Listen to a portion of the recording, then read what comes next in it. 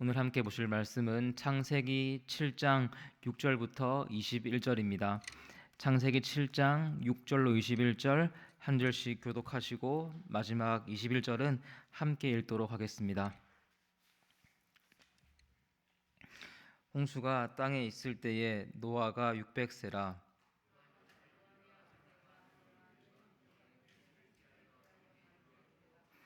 정결한 짐승과 부정한 짐승과 새와 땅에 기는 모든 것은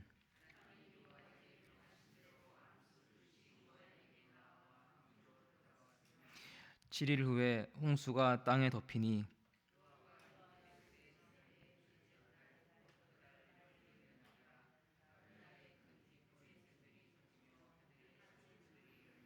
사십 주야를 비가 땅에 쏟아졌더라.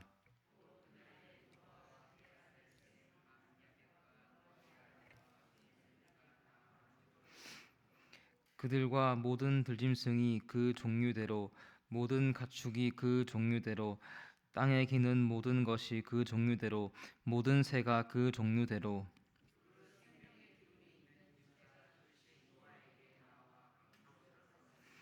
들어간 것들은 모든 것의 암수라. 하나님이 그에게 명하신 대로 들어가매 여호와께서 그를 들여보내고 문을 닫으시니라.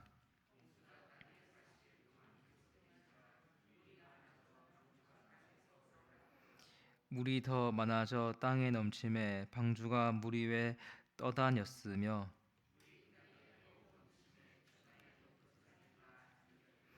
물이 불어서 15규빗이나 오르니 산들이 잠긴지라. 땅에 움직이는 생물이 다 죽었으니 소새와 가축과 들짐승과 땅에 기는 모든 것과 모든 사람이라. 아멘. 창세기 6장 5절은 이렇게 말하고 있습니다. 여호와께서 사람의 죄악이 세상에 가득함과 그의 마음으로 생각하는 모든 계획이 악할 뿐임을 보시고 세상 가운데 범죄와 부조리가 가득하고 사람들의 마음 연속해서 생각, 감정, 의지가 모두 오염되었습니다. 그들은 세밀하게 계획을 세워서 악을 도모합니다. 그래서 6장 6절 보시면 주님께서 사람 지으셨음을 한탄하시고 7절에서 심판을 말씀하십니다. 그러나 이런 죄악된 세상 속에도 한 명의 의인이 있는데 바로 노아입니다. 창세기 6장 9절은 이렇게 말하고 있습니다. 노아는 의인이요 당대의 완전한 자라. 이 부분을 읽으면 여러 생각이 들 것 같습니다. 사람이 완전히 의로울 수 있는가? 나는 안 되는데.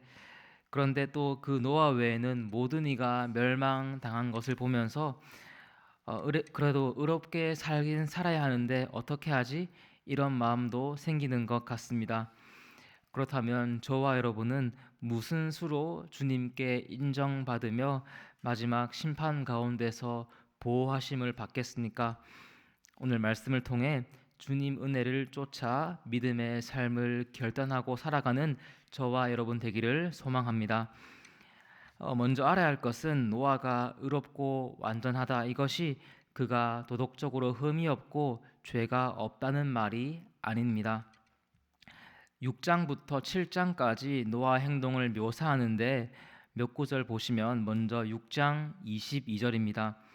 노아가 그와 같이 하여 하나님이 자기에게 명하신 대로 다 준행하였더라. 그 다음 7장 3절입니다. 노아가 여호와께서 자기에게 명하신 대로 다 준행하였더라. 다음 7장 9절입니다. 하나님이 노아에게 명하신 대로. 마지막 7장 16절 하나님이 그에게 명하신 대로 다 들어가매. 여기에서 볼 수 있듯이 그는 순종의 사람이었습니다.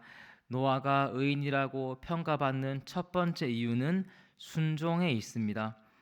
두 번째로 그는 타인을 살리는 사람입니다. 오늘 본문에 보시면 노아는 주님 명령을 받아 방주를 만들었고 그곳에 가족과 짐승들이 들어갑니다. 그리고 이 순종을 통해서 인류가 멸망을 면했고 짐승이 살았습니다. 또한 후에 창세기 9장에서 보실 텐데 하나님은 다시는 사람을 물로 심판하지 않겠다 이 언약을 바로 노아와 맺으십니다. 그리고 6장 9절 다시 보시면 노아를 완전한 자라 하는데, 여기서 완전함은 끈질김, 변함없음, 한결같음을 말합니다. 먹고 마시고 장가들고 시집가는 것인 전부인 그 시대에서 노아는 지속적으로 주님 명령을 쫓아 방주를 만들었습니다. 그는 하나님을 끈질기게 소망했습니다. 정리해 보면 하나님께서 노아를 의롭다, 완전하다 평가하시는 이유는 그가 변함없이 주님을 소망하며 순종했고 그것으로 타인에게 생명을 주는 자이기 때문입니다. 본문을 다시 보시면 주님의 경고대로 홍수 심판이 있습니다.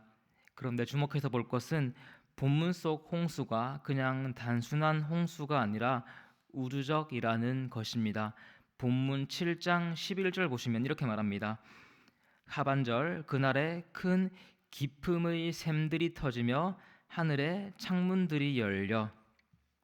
여기서 큰 비의 원인으로 두 가지를 말하는데, 큰 기품의 샘과 하늘의 창문입니다. 먼저 첫 번째, 기품의 샘이 무엇이겠습니까?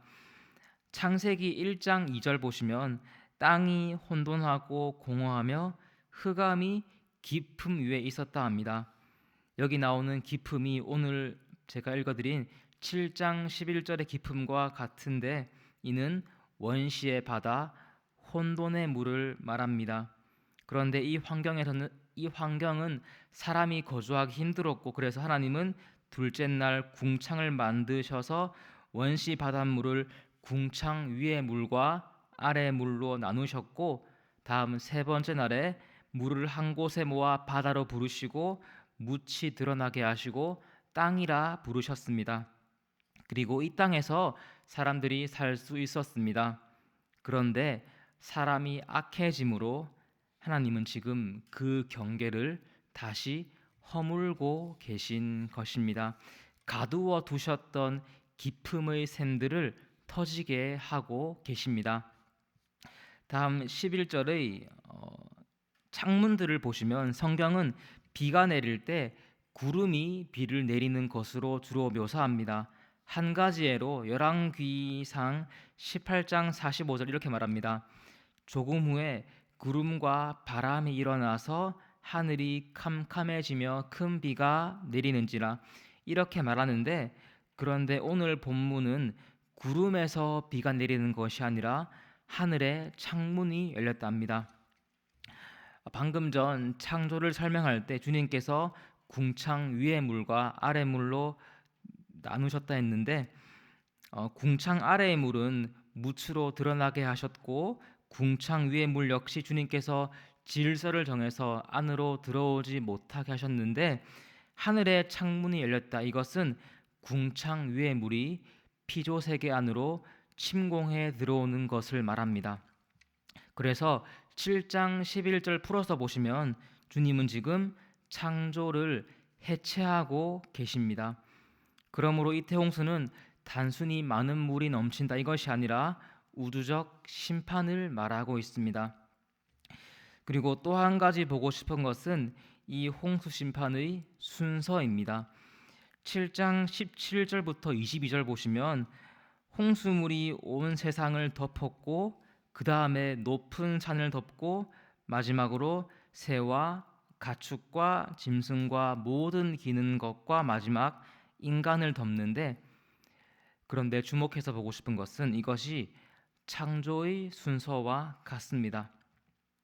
처음에 기품이 땅을 덮고 있었는데 주님께서 그 혼돈의 물을 정리하시고 그 다섯째 날에 새를 만드시고, 그 다음 날 가축과 들짐승과 땅에 기는 것과 마지막으로 사람을 만드셨는데, 주님은 동일한 순서대로 지금 심판을 행하고 계십니다.